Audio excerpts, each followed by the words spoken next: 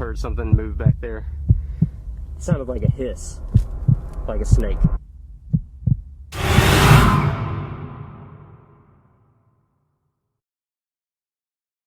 One of my buddies texted me at 1:30 this morning asking if I can put his sister's house on the market today. So earlier this morning, I sent him and his sister some comps, and I'm on my way out to the house right now to meet up with them. We're gonna walk through the house. I'm gonna see what kind of condition it's in, and that's gonna help me better determine what to price it at. And hopefully when I come back, I'll have a signed listing agreement and I can put the place on the MLS tonight.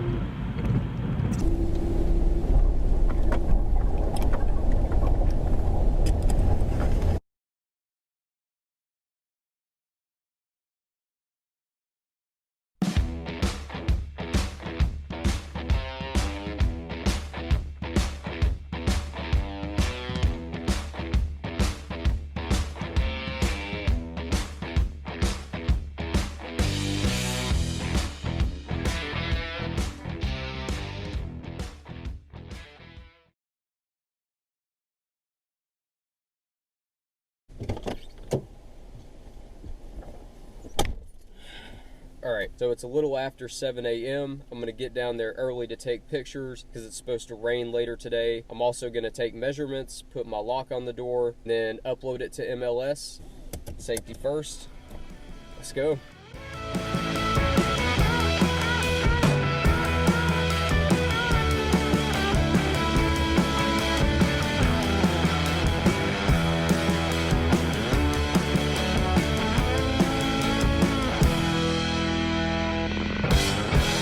So I am taking the pictures myself on this one because we're in a little bit of a time crunch and I just don't have time to hire the professionals to come out, but I can do a pretty decent job myself. Now, a lot of times when a home has been previously listed on MLS, you can get the measurements that way.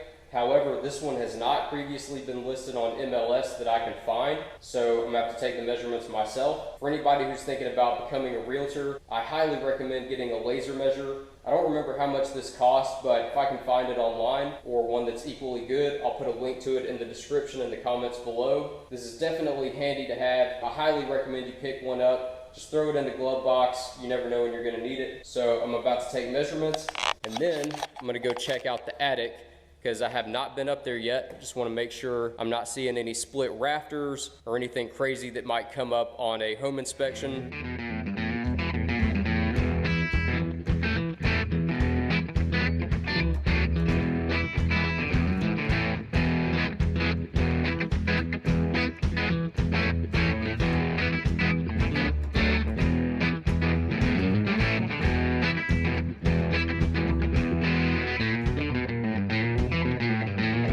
Now I'm about to walk up in the attic.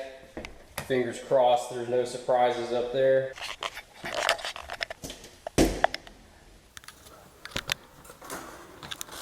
Every good agent is going to be doing this, so I need to do it first. Make sure everything looks good. Please look good. Light switch does not work. See, there's a kind of a crappy board right there, but it's not too bad. There is a train right next door. Old chimney. So I'm not immediately seeing any split rafters. That's a good sign. This could use some improvement right here, but I don't think anybody's gonna throw a deal away over a few boards that need to be replaced up here. As long as structurally it looks good. I've seen my fair share of attics and I've seen way worse. Again, could use a little cleanup here and there, but what attic doesn't? Got the pictures and measurements, so now I'm about to go back and upload it to the MLS and see what happens.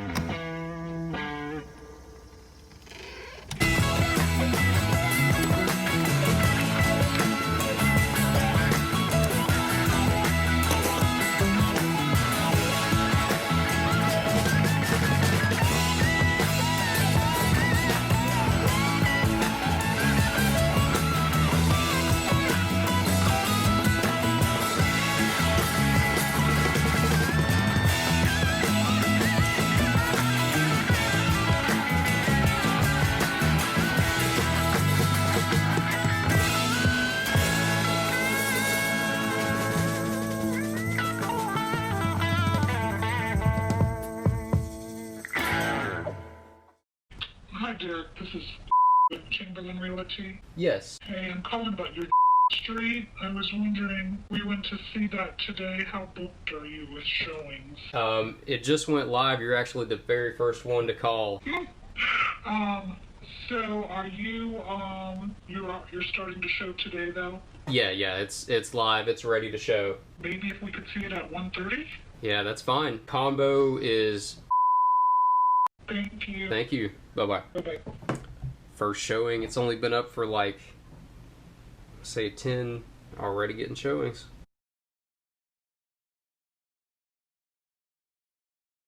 Alright, so we've officially been on the market for 1 week. We've gotten a lot of interest and a lot of showings this week. However, we haven't gotten any offers, which of course the goal is to get offers in the door the first week, but doesn't always happen for every listing. A lot of the comps in this area didn't get offers in the door until around the 20-day mark. So we're still on track, certainly not time to panic, but your first week on the market is always going to be your busiest week. And your first week can tell you a lot about the property. And every week that goes by without offers, that's a good time to get with your sellers, relay any feedback you've gotten from agents, talk about potential ways to improve the property, and also talk about potentially lowering the price. Lowering the price is the quickest way to get offers in the door. Now, I haven't gotten a lot of feedback this week from agents who have showed it, but 1 or 2 have told me that the close proximity of the train has been a turnoff for their buyers, which I knew that could be a potential issue going into it. Whenever you have a listing by train tracks or an airport, you expect that to be a potential issue at some point. Living in the city, you know, you're going to hear planes, trains, and automobiles. We had a small fire last night, but we caught it in the nick of time.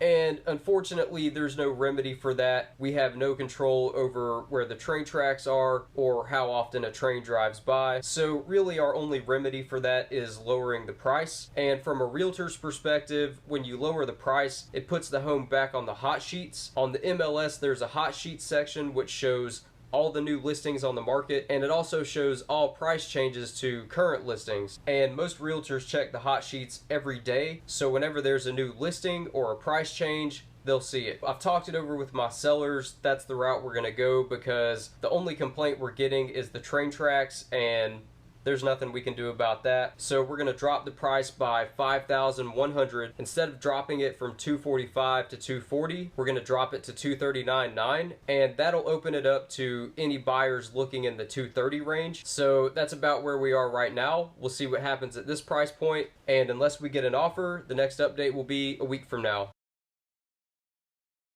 So it's the end of the second week. Much like the first week, we've had a lot of interest and a lot of showings. However, we still haven't gotten any offers, but I've gotten a lot more feedback this week than I did last week, and it's like a broken record at this point. I keep hearing the same thing from agent after agent who showed it. They say they walk the clients in the house. The clients are loving the house. They're loving the renovations. And then a train goes by, and the next minute they're walking out the door. So it appears that train is the bane of our existence right now. I've relayed that feedback to my seller, and what we've come up with is we're gonna drop the price again, another $5,000, and we're not dropping it anymore after that, which I think at this price, I think at $235, that's the price that's going to sell it. And we're approaching the 20-day mark, which a lot of the comps in this area didn't get offers until around 20 days on market. I think this final price reduction is going to open the floodgates, and even with the train situation, I'm pretty confident that we're going to get an offer at this price. So hopefully that'll be the next update. If not, if we get to the end of week 3 and we still don't have any offers, then we're going to regroup, see what we got to do from that point, and go from there. Major update, it's around day 20 and we just got a full ask offer. So there's a flurry of showings this morning, and one of the buyer's agents just emailed me an offer. I'm looking over it as I speak. So it is a full ask offer. Love that. It's a conventional loan, which is good. That means that loan's going to be pretty secure. And the appraisal standards for conventional loans are pretty low. So they're not going to ask us to do a whole lot of extra repairs like FHA would. So far, this is a great offer. What's the catch? All right, found the catch. So the buyer's asking my seller to pay all the closing costs, which on this place totals about $5,800. And I can tell you right now, that ain't happening. Rest of the offer looks pretty good. I do like that it's full ask and a conventional loan, but that closing costs ain't gonna fly with my seller. I'm gonna run this offer by her, see what she has to say. I think I pretty much know what she's gonna say, but we'll see what happens. So as I predicted, my seller is not down for paying all the closing costs, so I'm getting ready to call that buyer's agent and see what we can work out. Hey. Hey. So ran the offer by my seller. First, I appreciate that offer. It's pretty solid. Let me ask you this. Would your buyers be willing to kick in anything on closing costs? I can ask her. My seller likes all aspects of the offer. Just she'd prefer not to pay, all the closing costs, and I don't want that to be the deal breaker. See if they'd be willing to kick in anything, and let me know, and we'll go from there. Okay, yeah, I'll give her a call, and let me know. Okay, appreciate it. Great, thanks. Bye-bye. Bye. Hey, okay, I talked with her, and she said she would consider, lowering it, and she had mentioned maybe, I think we had put in there $5,800 for closing costs. Correct. Maybe only doing $4,000. Okay. Would that be workable? Okay, I think we might be able to work that. Let me run that by my seller. Okay, sounds good. Thanks. Bye-bye. Thanks.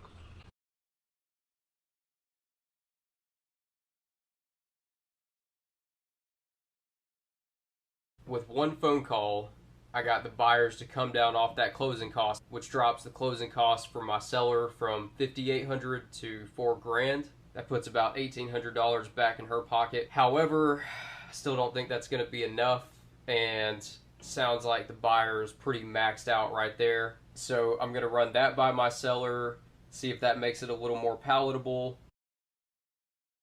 So as I predicted, that makes the deal a little bit better, but my seller's still not going to pay all the title expenses and most of the closing cost. So we've come to an impasse. I really don't want this deal to go away. It's a full ask offer, conventional loan. I'm going to have to do some brainstorming and see if there's any way we can make this deal work.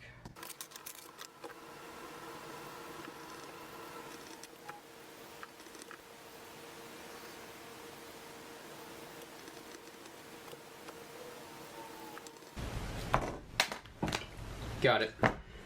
So what I'm about to do, a lot of realtors wouldn't do this, but I think I've figured out a way to make this deal work. So I got the buyers to agree to pay $1,800 towards closing costs, and I'm pulling out the big guns here. I'm going to lower my commission by a percentage, which is going to put $2,400 back in my seller's pocket. So with that $1,800 from the buyers plus the $2,400 from my commission is pretty close to the equivalent of the buyer paying all their closing costs and my seller just paying title expenses, which makes this a really good deal. It's right about where my seller wants to be, and I think she's going to go for it. A lot of realtors would refuse to lower their commission and let this deal fall apart, but I'm willing to make sacrifices for my client. Like I said, at the end of the day, getting my client what she wants, making my client happy is more important than the money. I ran the math by my seller. She's down for it. We just got an accepted offer. We're officially under contract. Hallelujah, hallelujah, hallelujah, hallelujah. Everybody's happy. Everybody's getting what they want. Love it when a deal comes together.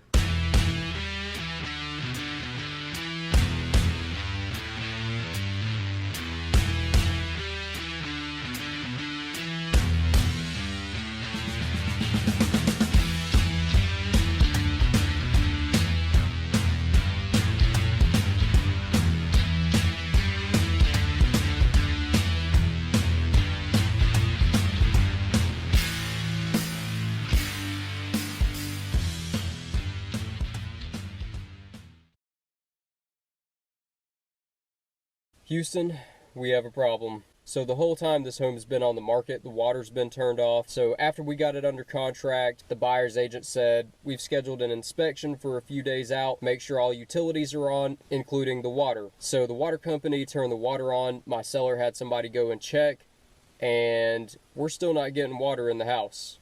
That's not good. And the buyer's inspection is tomorrow in less than 10 hours. So in less than 10 hours from now, we have to diagnose why we're not getting water and have it repaired. And hopefully it's not something real major that's going to be a big expense for my seller. This is not good, because if those buyers pay for an inspection and the inspector shows up and the water's not on, that buyer is not going to be happy, and that buyer is probably going to back out of the deal. So this could be a deal-breaking issue if we can't get it resolved. After going back and forth, talking to my seller all day, discussing what potential issues it could be, she's going to have a plumber go out there. He's not going to be able to get there until this evening. So if it is a major issue,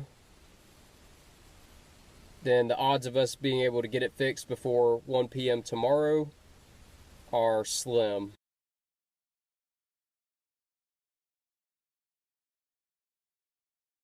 Alright, it's a few days later. The buyers had their inspection. The water was on for the inspection, thank goodness. So how it works from here is the buyers get the inspection report, they look over it, come up with a list of things that they want my seller to fix, and then the buyer's agent writes up that list of repairs on a repair-replace proposal, sends it to me, I run it by my seller, and we discuss which repairs she's willing to do, and she can either agree to the requested repairs, or we can send them back a counter proposal stating that my seller's willing to fix these items and not these, and then me and the buyer's agent negotiate back and forth through repair-replace proposals until everybody's come to an agreement on what the seller's going to fix. And once we've come to an agreement, we write up that list of repairs on a repair-replace amendment, which is the final document that states everybody's agreed the seller is going to make these repairs. So I ran their proposal by my seller, and it's pretty reasonable. It's really just common repairs. They're asking my seller to do some work on the gutters, clean out some debris, repair some holes in the siding. Some of the HVAC ducts in the crawl space need to be repaired. That's pretty common. You know, cats and other critters get up under there and scratch at those ducts. So that's a repair you're going to see pretty often. And then a few other minor things they're asking for. So overall, it's pretty reasonable. And I explained to my seller that these are pretty common repairs, and just about any buyer is going to ask for this stuff. And so she's agreed to do all the repairs, and that's going to make the buyer happy. So I'm writing up the amendment right now. Once I've got that written up, I'll send it to everybody to sign, and we can move forward. I've been in real estate for years. This is a first. I can't believe what I'm about to do. So I get a call from the buyer's agent this morning, and she says, "Did you get rid of the cat?" Said, "What cat?" She said, "Oh yeah, I forgot to mention that our inspector found a dead cat in the crawl space, and my buyer wants it removed like ASAP." So guess what I'm about to do? You can never say I don't go the extra mile for my clients, and if anybody ever doubts or questions my level of commitment to my clients, I'm going to refer them to this video. And not to mention, the buyer's agent couldn't tell me exactly where the cat's located. All she could tell me is that it's located near some air ducts. So I'm going to have to crawl around in there until I find this thing. So just in case, I brought a shovel, a pickaxe, a rake, a machete, a knife, a handheld gardening tool in case it's close quarters and I can't get a shovel or a rake back there, and eye protection because this is probably going to stir up a lot of nasty stuff, and I ain't about to have dead cat particles getting in my eyes. So I've got some old crappy clothes I'm going to wear, multiple garbage bags, doubling up on gloves, got a mask, and a full bottle of hand sanitizer. So basically I'm putting together a makeshift hazmat suit. And also something to keep in mind is it's not just the dead cat under there. There's spiders in every crawl space. There can be mice, snakes, a wide variety of insects that bite and sting, and the list goes on.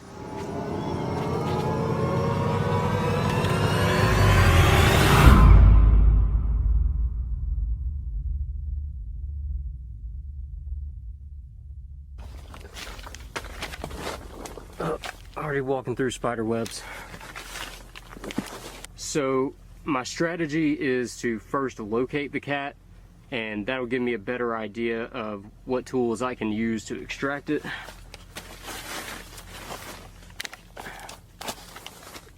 Said it was around air ducts.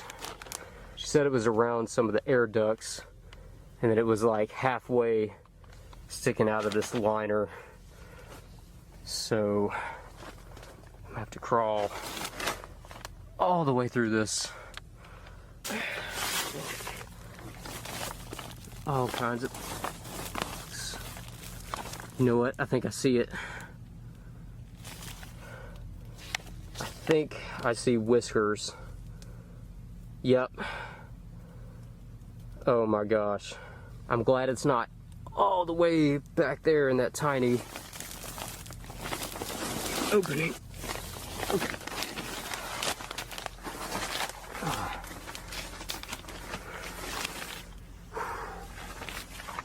Okay. Yes. I think I'm gonna do shovel. Go ahead and throw that in there. I think I got enough room. Also gonna go pickaxe. Feel like I can drag it with that. Rake, I don't know. I don't know if this rake is gonna be up for the job, but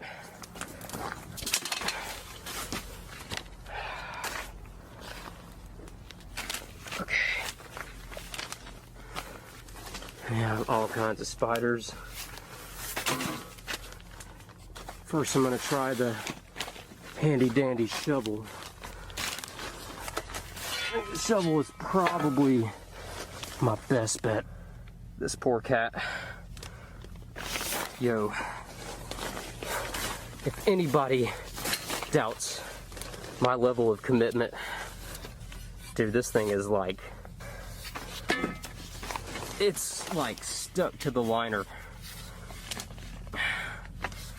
Oh man.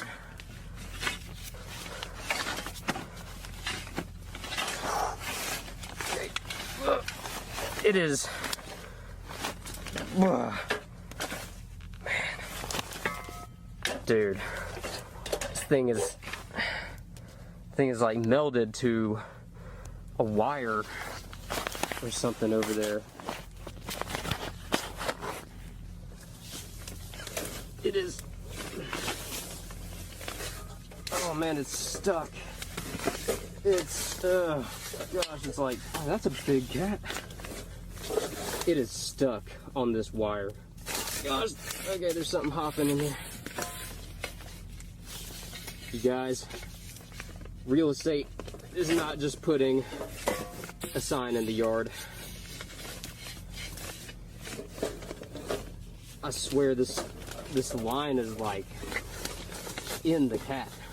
I'm gonna try to pickaxe to get this line. It's like it curled up and tangled itself in this line. Like, seriously, cat, I feel like progress is being made. I have to be careful not to puncture any of these ducts either.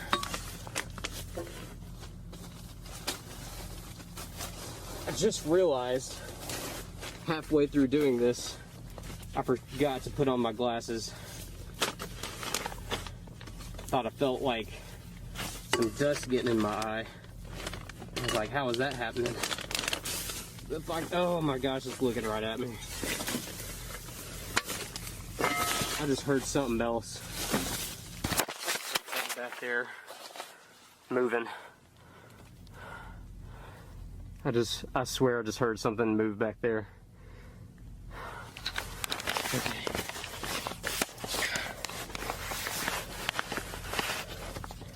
I may just have to do the unthinkable and grab it. I'm gonna exhaust every possibility before I do that. If it wasn't for this wire, this would be so much easier. Every time I almost get it. There we go, there we go, there we go. There we go. Oh, it's gonna... I mean, seriously, like, that wire is...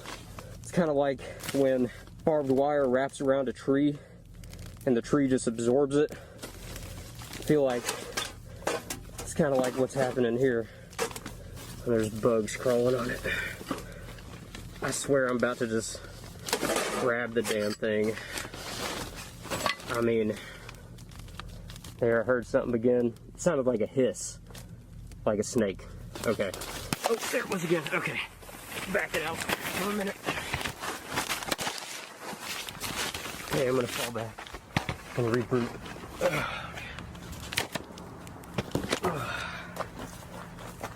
Okay.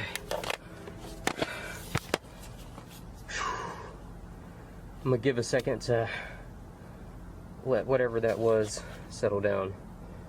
I may have to go machete in a couple minutes and go back in with a different plan of attack here. I've got the machete for a couple of reasons. Might make it easier to detach the cat from that line, and also if the snake does slither, I'll have some form of defense. This is a weird day in real estate. I just can't, it's so hard to see. I'll just hold the cat there with my machete and try to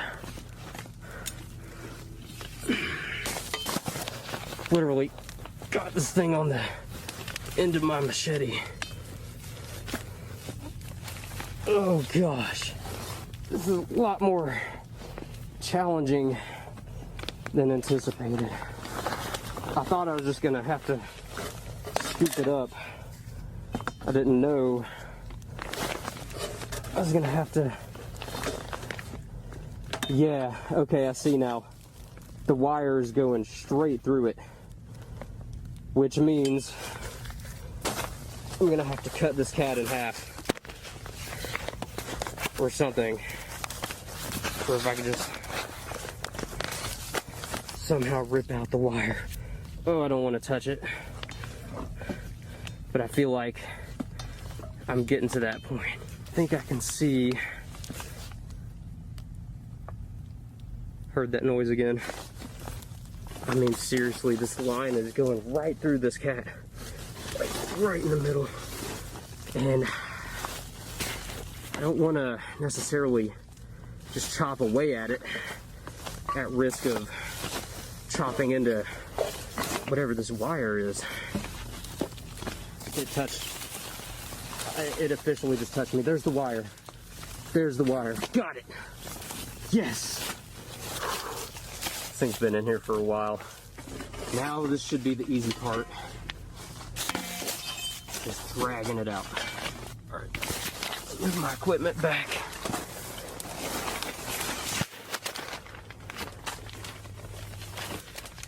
If this isn't going above and beyond, I don't know what is. I'm sweating, covered in dust. My glasses, I can see all the dust, particles, spider webs. Sadly, I have a feeling this isn't my last time probably extracting a dead critter from a crawl space. It's just looking at me straight in the face right now. This is a battle, hard fought, and I would say won. It's not over, but it's everything but. Couldn't be easy.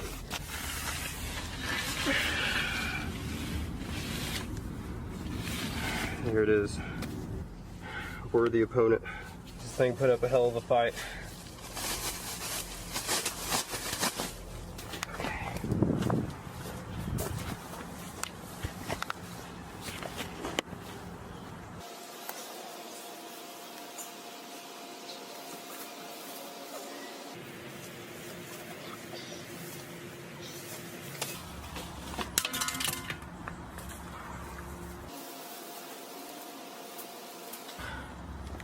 I guess something to be thankful for is that it didn't turn out to be a zombie cat.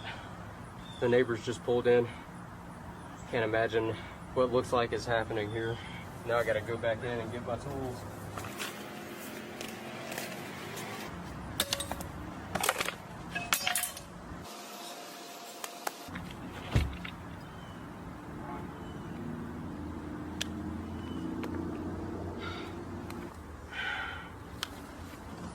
I'll reiterate, if your realtor doesn't give you this level of service, you need to call me.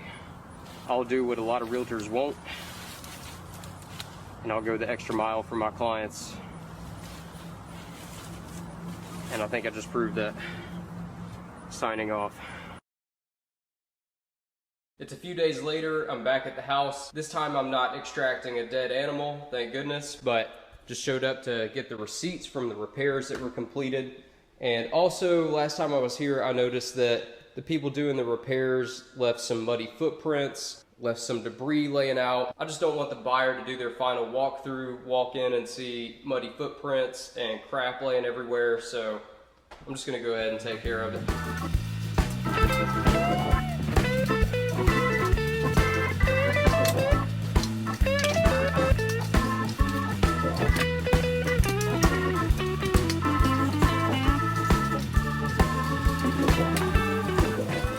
Literally on my hands and knees scrubbing for my client.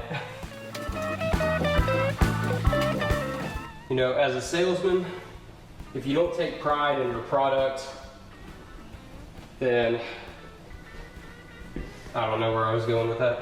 Basically, all I'm saying is go the extra mile. Your clients and the other agent's clients will appreciate it. Sometimes it's just the little things that make a big difference. All right, that looks way better. We'll do a little cleaning up in the bathroom.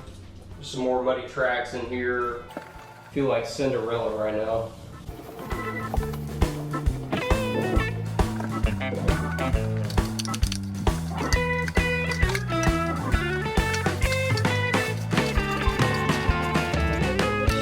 Floor looks way better in here.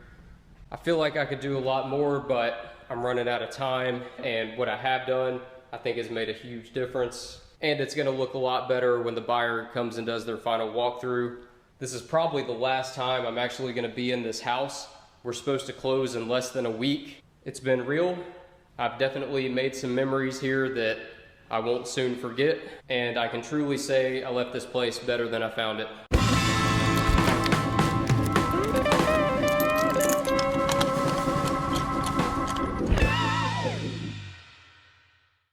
And a few days later, it's closing day. The title company just sent me the Alta statement, which is basically the numerical breakdown of the entire deal. There's a buyer side and a seller side with debits and credits, and it lists exactly who's paying what at closing. And as a realtor, you want to pay real close attention to that Alta statement, because more often than not, there's going to be some numbers on there that aren't accurate. For example, on ours, they've got it listed that my seller is paying more commission than we agreed to, and they've also listed a closing fee for my office, and my office doesn't have any closing fees, which by the way saves you money as a client. So if I hadn't paid close attention to this and just approved it, then when my seller sat down to close, she would have been hit with a much higher number than she agreed to, which would not be good. So as a realtor, that's why you always want to pay real close attention to that Alta statement. Make sure the numbers are all adding up. Make sure it's in line with what everybody agreed to in the offer. So just a pro tip there that could save a lot of headache and a lot of confusion at closing.